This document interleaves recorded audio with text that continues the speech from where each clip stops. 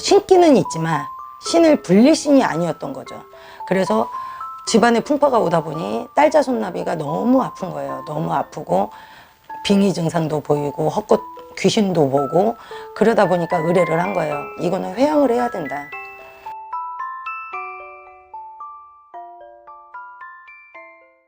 선생님, 지금 무속인들이 네. 60에서 뭐 추정치 100만까지 이렇게 추정이 되고 있는데, 네, 엄청 많죠. 네, 그 중에는 이제 점을 못 보시거나 아니면 또 신명이 또 안정돼 있지 않거나 없으시거나 이런 분들이 굉장히 또 많으시다고 들었어요. 예. 그래서 그런 분들에게 모든 것을 다시 되돌리는 방법이 있을까요?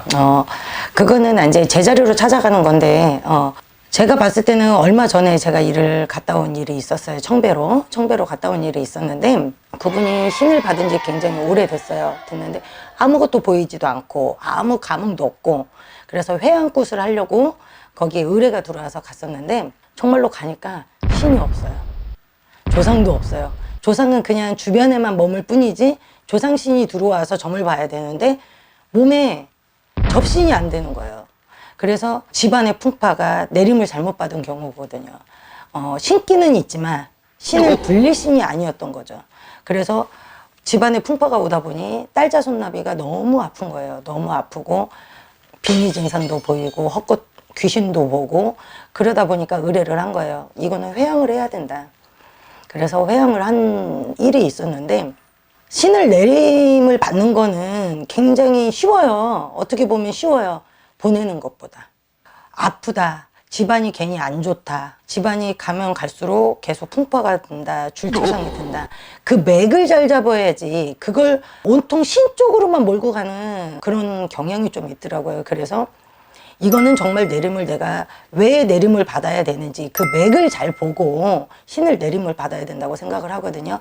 그래서 회양을 해서 그분은 이제 정상적인 생활도 하고, 딸도 빙의된 것도 다 퇴마를 해서 빼드려서 올바른 회사에 들어가서 지금 직장도 잘 다니고 있다고 들었어요. 소식을 들었어요. 그래서 굉장히 기쁘더라고요. 근데 그분한테 마지막으로 얘기를 했어요.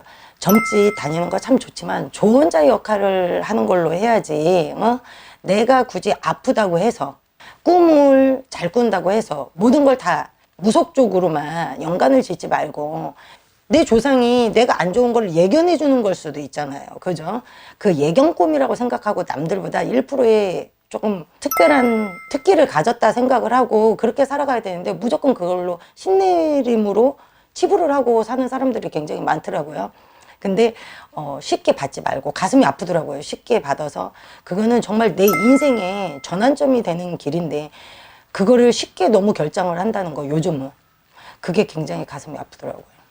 제가 듣기로는 신내림하고 약간 비슷한 단지 모시는 거, 그런 것도 은근히 많이 모시더라고요. 네, 저 같은 경우는 제가 신의 길을 간 지 14년이 됐는데 단 한 번도 세순단지나 신주단지, 지방마다 이름이 틀려요. 불사단지, 그런 단지를 모셔준 적이 없어요. 거의 손에 꼽혀요. 정말로.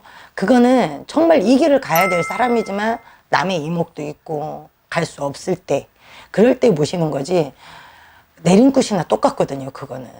근데 그냥 신기 있고 조상에서 도와준다고 그래서 그거를 몰지각하게 모시면 나중에 그거는 어떻게, 거기에는 올바른 신도 들어오겠죠. 올바른 조상도 들어오겠죠. 하지만 내가 관리도 안 하고 그냥 모시만 온다고 해서 되는 것도 아니고, 거기에 어떤 분이 앉아 계신지를 알아야 되는데 대부분들이 몰라요. 어떤 조상이 앉아 있고 어떤 조상이 나를 어떻게 도와준다는 걸 알고 있어야 돼. 내림굿이나 마찬가지라고 했잖아요. 근데 거의 90%가 모르더라고요. 그냥 할머니. 그럼 모든 할머니는 다 도와줘야 돼요. 그래서 거기에는 잡신이 더 많이 꼬인다는 거. 그리고 대감상자 많이 모시잖아요. 아랫지방에서. 대감상자도 함부로 모시는 게 아니에요. 거기에는 올바른 대감도 있겠지만 허주가 많이 껴요. 허주가 끼다 보면 처음에는 장사가 잘 되겠죠. 하지만 점차 막힘이 온다는 거죠. 허주들이 정을 절대 좋게는 안 하거든요. 그리고 괜히 이 사람 드셔놓으면 자기네 먹을 거 해주는 굿이나 치성을 해주니까 그게 즐겁거든.